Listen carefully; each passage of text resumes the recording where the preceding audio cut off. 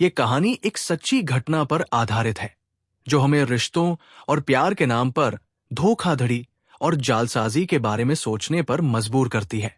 जब किसी के साथ सच्चा प्यार करने का दावा किया जाता है तो हम अक्सर अपनी आंखें बंद कर लेते हैं और सामने वाले को अपना सब कुछ दे देते हैं। सोनिया की कहानी भी कुछ ऐसी ही है। सोनिया की जिंदगी सोशल मीडिया की दुनिया में पूरी तरह से डूब चुकी थी क्योंकि उसे यही एक तरीका दिखाई देता था जिससे वो अपनी किस्मत बदल सकती थी। सोनिया का सपना था कि वो अपने परिवार को गरीबी से बाहर निकाले और अपनी जिंदगी में बदलाव लाए। सोनिया का परिवार बिहार से दिल्ली आया था, जहां उनके माता पिता दिन रात मेहनत करते हुए 2 पैसे कमाने की कोशिश करते थे। उनका परिवार वेस्ट दिल्ली के नांगलोई इलाके में एक किराए के घर में रहता था। सोनिया के पिता जानवरों का चारा बेचते थे और मां घर घर काम करती थी। पैसों की कमी के चलते सोनिया को 10वीं के बाद स्कूल छोड़ना पड़ा, लेकिन उसने सपने देखना कभी नहीं छोड़ा। सोनिया ने हमेशा से ही अपनी जिंदगी को बेहतर बनाने का ख्वाब देखा था। वो चाहती थी कि उसका परिवार गरीबी से बाहर निकले और उसका खुद का घर हो। इसके लिए उसने सोशल मीडिया इन्फ्लुएंसर बनने का निर्णय लिया।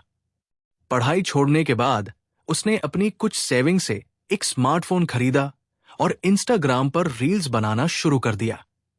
जब उसके माता पिता घर पर नहीं होते तब वो घर के सारे कामों को निपटाकर दिन भर रील्स बनाती रहती। सोनिया को यकीन था कि अगर वो लगातार कंटेंट अपलोड करती रहेगी तो उसकी फॉलोइंग बढ़ेगी और उसे पेड अपॉर्चुनिटी मिलने लगेंगी। वो अक्सर दिल्ली के पॉपुलर स्पॉट्स जैसे कनॉट प्लेस पर जाकर अपनी रील्स शूट करती थी। इसके परिणाम भी धीरे धीरे दिखने लगे। उसकी फॉलोइंग बढ़ने लगी। इसके साथ ही उसने सिलाई का काम भी सीखना शुरू किया ताकि वो अपनी रील्स के लिए खुद के डिजाइनर कपड़े सिल सके। सोनिया का सपना था कि वो सोशल मीडिया के जरिए खुद को एक बड़ा इन्फ्लुएंसर बनाए और पूरी दुनिया में अपनी पहचान बनाए।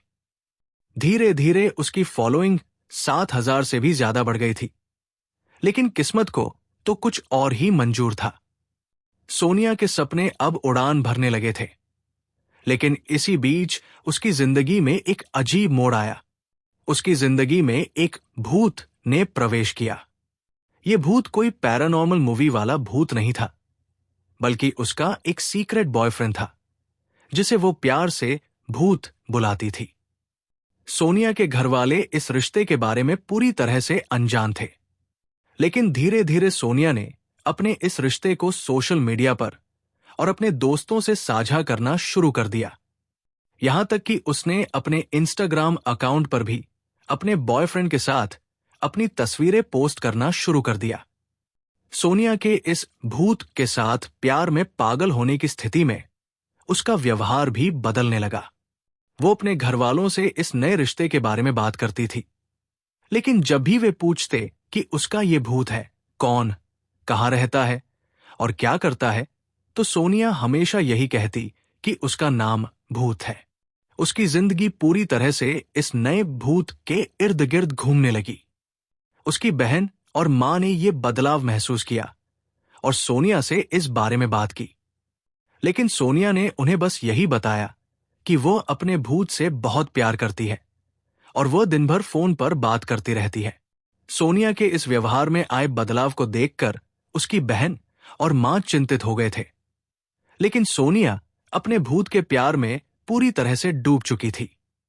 उसकी सोच और मानसिक स्थिति पूरी तरह से प्रभावित हो चुकी थी। उसका दिल और दिमाग इस भूत के अलावा कुछ और नहीं सोच रहा था।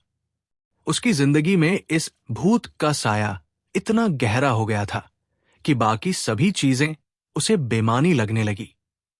सोनिया के इंस्टाग्राम पर भी हर तरफ इस भूत का ही जिक्र होने लगा था। वो लगातार रील्स और पोस्ट्स करती रहती जिनमें उसका भूत दिखता था। उसकी ये स्थिति उसे एक दर्दनाक मोड़ की ओर ले जाने वाली थी।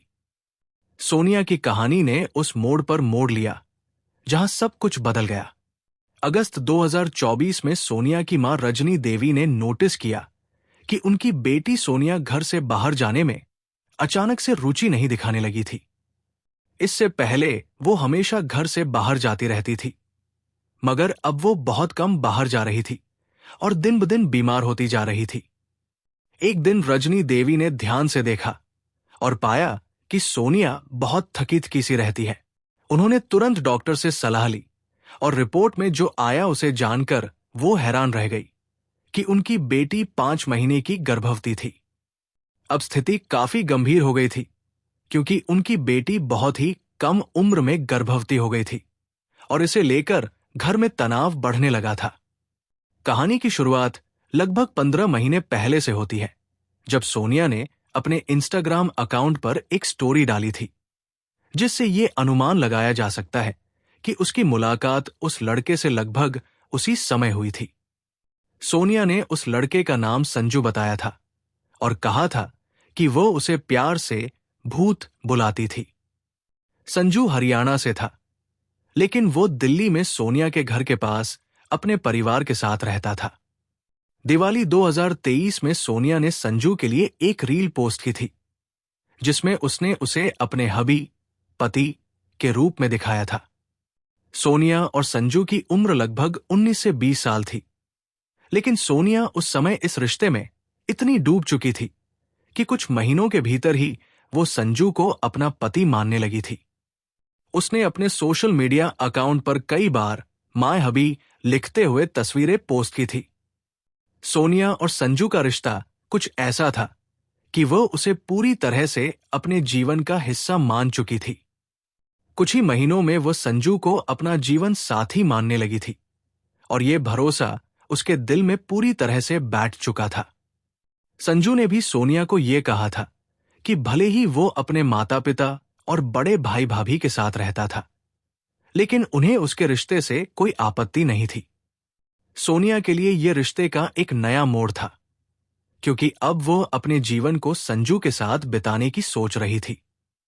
2024 के अक्टूबर में जब सोनिया गर्भावस्था के 7वें महीने में थी, उसने अपने परिवार को ये बता दिया था कि संजू ही इस बच्चे का पिता है और वो पूरी जिंदगी संजू के साथ बिताना चाहती है। सोनिया ने यह भी कहा कि वो जल्द ही संजू के साथ शादी करने की योजना बना रही थी।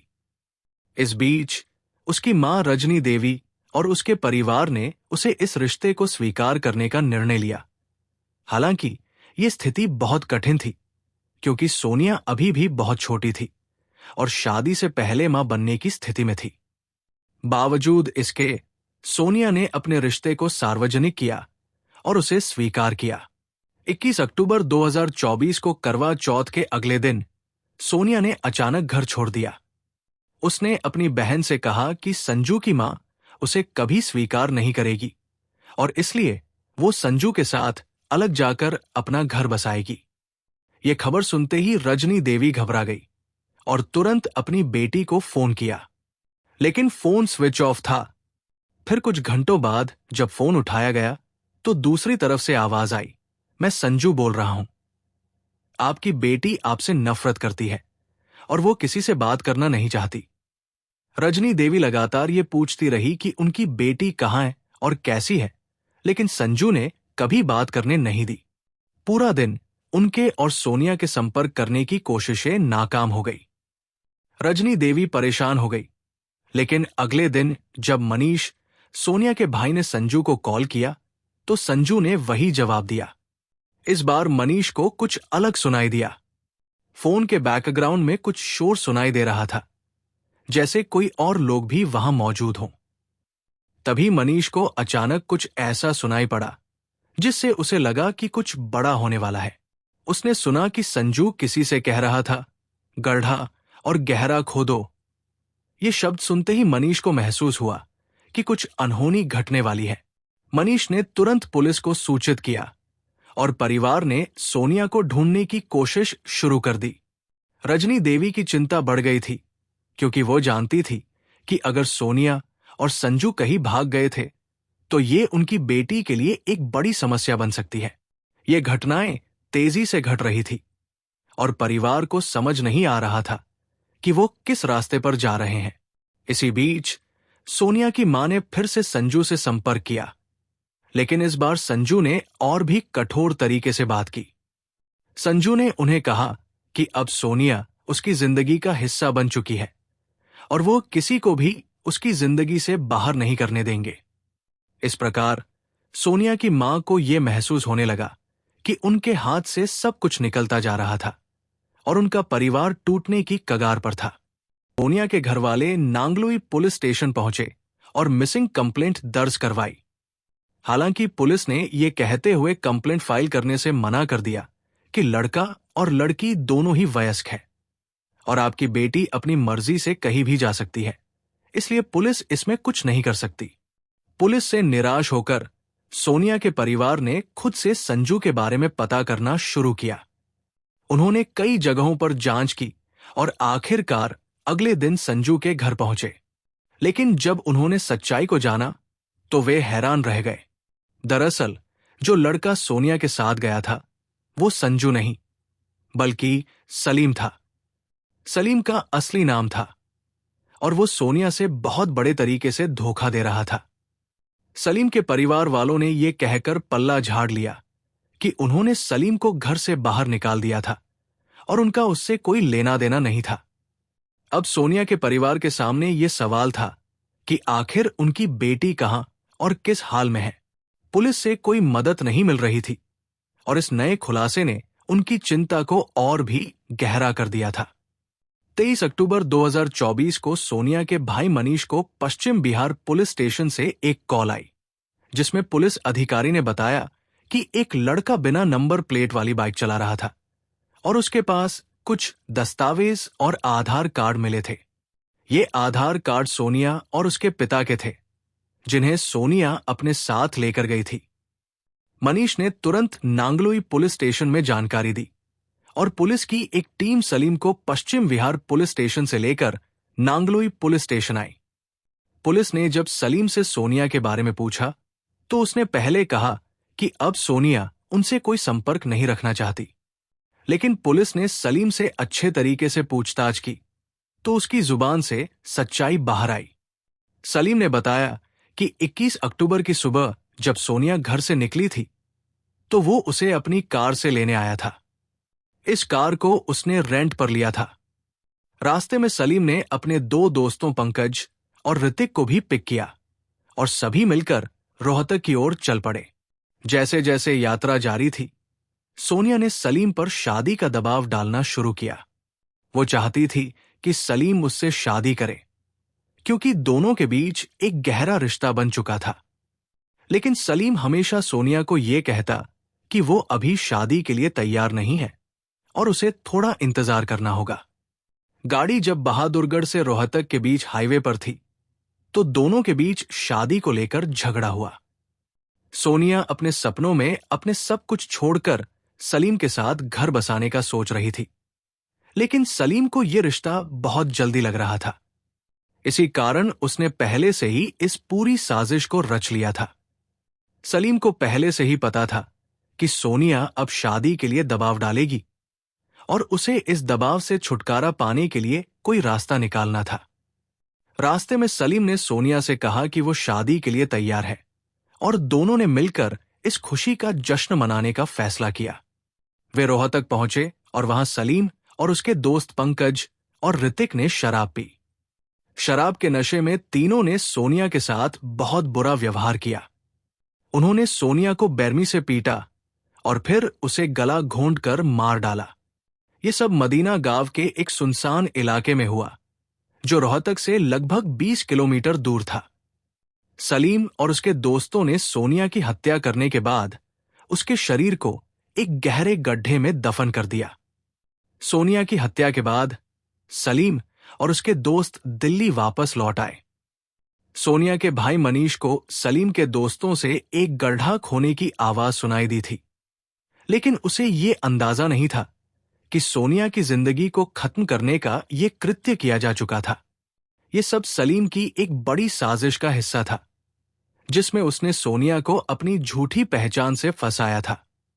सलीम ने अपना नाम संजू बताया था और हिंदू धर्म से होने का नाटक किया था।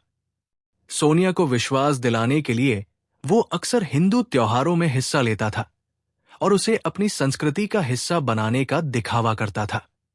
सलीम ने सोनिया को अपना प्यार समझाकर उसे अपने जाल में फंसाया था। सोनिया ने जिस इंसान को अपना जीवन साथी और बच्चे का पिता समझा, वही इंसान उसकी जिंदगी छीनने वाला निकला। यहां तक उसे पेट में पल रहे अपने उस मासूम बच्चे का भी ख्याल नहीं आया। ये पूरा प्लॉट सलीम ने पुलिस के सामने कन्फेस कर लिया। उसने बताया कि सोनिया उसे बार बार शादी करने का प्रेशर डाल रही थी, लेकिन वो इसके लिए तैयार नहीं था। उसने सोनिया से इस बच्चे को अबॉर्ट करने के लिए भी कहा, लेकिन सोनिया हर कीमत पर यह बच्चा चाहती थी और उसके साथ घर बसाने की जिद कर रही थी, जिस वजह से उसने सोनिया को हमेशा के लिए रास्ते से हटाने का सोचा। सलीम ने बड़े ही स्मार्ट तरीके से सोनिया को अपने प्यार के जाल में फंसाया था। उसने न सिर्फ अपना नाम संजू बताया, बल्कि हिंदू धर्म से होने का पूरा खेल रचा। जब वो सोनिया के साथ होता तो कभी कभी माथे पर टीका भी लगा लेता और सारे हिंदू त्योहार भी साथ मनाता। सोनिया के मोहल्ले वालों ने पुलिस को बताया कि उन्होंने इस लड़के को अक्सर सोनिया के घर उस वक्त आते देखा है जब वो घर पर अकेली होती थी। और जब पुलिस ने डीप रिसर्च की तो ये सामने आया कि सोनिया के मर्डर करने के बाद उसने अपनी इंस्टाग्राम आईडी का यूजर नेम संजुए17 से बदलकर सलीमे1 कर लिया। ये नाम परिवर्तन केवल एक तरीका था अपनी असली पहचान छिपाने का और खुद को पूरी तरह से अपराधी के तौर पर स्थापित करने का।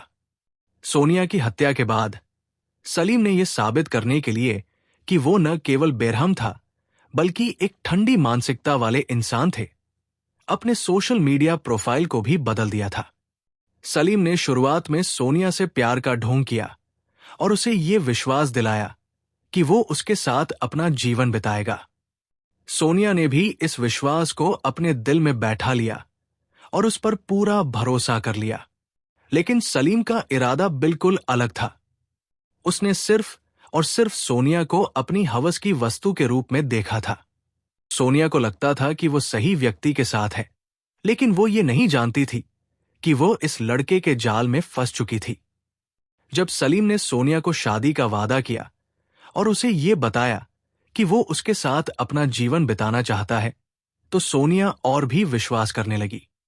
ये सब कुछ बहुत जल्दी हुआ था और सोनिया के दिल में प्यार की भावना इतनी गहरी थी कि उसने अपने भविष्य के बारे में सही से सोचा ही नहीं। सलीम ने पहले से ही ये तय कर लिया था कि वो सोनिया को अपनी हवस का शिकार बनाएगा। सोनिया के सामने एक अलग ही तस्वीर थी और वो इस झूठे प्यार में विश्वास करती जा रही थी। ये पूरी साजिश एक सोच समझकर की गई योजना का हिस्सा थी, जिसे उसने बड़े ही चालाकी से अंजाम दिया। इसके पहले भी ये और लड़कियों को यूं ही फंसा चुका था, क्योंकि इसकी इंस्टा आईडी का वॉर्ड सेक्शन कहता है कि इसने यूजर नेम 10 बार बदले थे। बट एक बात जो एकदम क्रिस्टल क्लियर है, वो ये है कि सलीम का इंटेंशन सोनिया के साथ सिर्फ और सिर्फ फिजिकल रिलेशन बनाने का था। उसको सिर्फ अपनी हवस मिटाने थी, जिसके लिए उसने सोनिया से प्यार का ढोंग किया, शादी का वादा कर उससे संबंध बनाए, जिस वजह से वह प्रेग्नेंट भी हो गई। सोनिया को जिस भूत से प्यार था, वो वास्तव में एक शैतान ही निकला, जिसे कभी भी उससे प्यार ही नहीं था। यह घटना हमें यह सिखाती है कि कभी भी किसी के साथ अपना दिल खोलने से पहले हमें उनकी असली पहचान और इरादों को अच्छे से समझ लेना चाहिए। प्यार में हमेशा अपनी आंखें खुली रखनी चाहिए और अपनी सुरक्षा का ख्याल रखना चाहिए। प्यार में पागल होने से पहले हमें यह समझना चाहिए कि सामने वाला व्यक्ति हमारे साथ किस इरादे से है। ये कहानी एक कड़े सबक के रूप में सामने आती है, जो हमें हमारे जीवन के फैसले सोच समझ कर लेने की चेतावनी देती है। इस कहानी से हम ये भी सीख सकते हैं कि सच्चे प्यार का मतलब सिर्फ शारीरिक संतुष्टि नहीं होता, बल्कि ये एक गहरी और सच्ची भावना होनी चाहिए। हमें किसी के प्यार में अपने जीवन की सबसे बड़ी चीजों को नहीं खोना चाहिए। प्यार में जरा सा भी समझौता या धोखा हमें महंगा पड़ सकता है।